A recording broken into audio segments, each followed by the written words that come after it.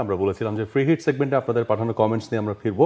আমাদের কাছে কমেন্টস আছে অনেকগুলো, এবং সেখান থেকে যদি প্রথম কমেন্টটাতে যাই, নাহিদ দেওয়ান তিনি বলেছেন, বিসিবির সভাপতি তামিম ইকবালের সিদ্ধান্তগুলো কিভাবে দেখছেন? খুব দ্রুত বেশ কিছু সিদ্ধান্ত নিয়েছেন দর্শকদের পয়েন্ট অফ ভিউ থেকে। মাঠে ফ্যান লাগানো বা মিরপুরে একটা সাইডে প্রচণ্ড রোদের মধ্যে দর্শকদের খেলা দেখতে হয়, সেই জায়গায় শেডে সিদ্ধান্ত নেওয়া বা ফ্রি পানির ব্যবস্থা করা, এই ধরনের সিদ্ধান্তগুলো অবশ্যই দর্শকদের জন্য প্লাস পয়েন্ট। এবং তিনি একটা কথা খুব জোর দিয়ে বলেছেন যে দর্শকরা খেলার প্রাণ, এবং দর্শকদের মধ্যে খেলা দেখার যে আমেজ সেটা যাতে তারা এনজয় করতে পারেন সেই ফ্যাসিলিটিগুলো তিনি নিশ্চিত করতে চান।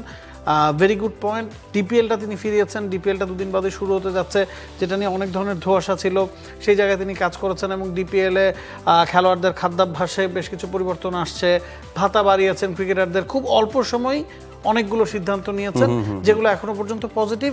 বাস্তবায়ন যত সামনে হবে ততই সেটার সুফল ক্রিকেটাররা বা ফ্যানরা পাবেন। পপুলিস্টিক ডিসিশনস এবং অ্যাপ্রিসিয়েটিং, একদমই সেটা হচ্ছে দর্শকদের পয়েন্ট অফ ভিউ থেকে।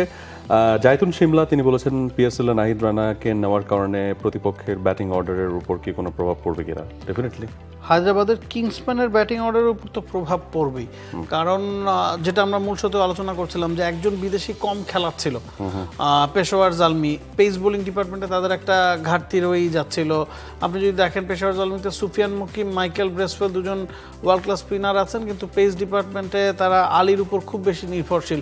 ওই জায়গায় আলীকে সাপোর্ট দেওয়ার জন্য অবশ্যই নাহিদ রানার ইনক্লুশনটা এই ম্যাচে একটা বড় পার্থক্য করে দেবে বলে মনে হয়। রিয়াদ লিখেছেন, টেস্ট স্কোয়াডে ডাক পাওয়ার পর তানজিদ তামিমের মাইন্ডসেট ও টেস্ট ম্যাচের মতো হয়ে গেছে কিনা, সেটা আসলে অবশ্যই মানে এটার সাথে ডিসএগ্রি করবো। কারণ হচ্ছে যে তাকে টেস্টে ডাক দেওয়ার একটা অন্যরকম উদ্দেশ্যই হচ্ছে যে তার হাই স্ট্রাইক রেট, এবং 77 তার যদি আপনি ফার্স্ট ক্লাস আপনি কনসিডার করেন, এই স্ট্রাইক রেটে তিনি রান করেন। সো অপোনেন্টের কাঁধে ইনিশিয়ালি প্রেশার শিফট করার জন্য এইরকম একজন ব্যাটারকে, যিনি একটু কুইক রান তুলে প্রতিপক্ষের প্ল্যানটাকে নষ্ট করতে পারবেন, মূলত সেই চিন্তাধারা থেকে তানজিদ তামিমকে কিন্তু ডাক দেওয়া। সো কিন্তু সেটাকে আপনি টি-20-র কথা যেটা বলছেন সেটা আমরা এখনই আসলে এগ্রি করতে পারছি না। এখন ব্যাপারটা হয়ে গেছে কি, তাসকিন মুস্তাফিজ অটোমেটিক চয়েসের খুব কাছাকাছি এক্সপিরিয়েন্সের দিক থেকে। নাহিদ রানার উত্থানটা শরীফুলের সাথে একটা কম্পিটিশন তৈরি করে দিয়েছে। তানজিম সাকিব কিন্তু দেখা গেছে যে বছরখানেক আগেও তাসকিন মুস্তাফিজের সাথে তৃতীয় পেসার হিসেবে নাহিদ রানা বা শরীফুলের চেয়ে এগিয়ে ছিলেন, সুযোগ পাচ্ছিলেন।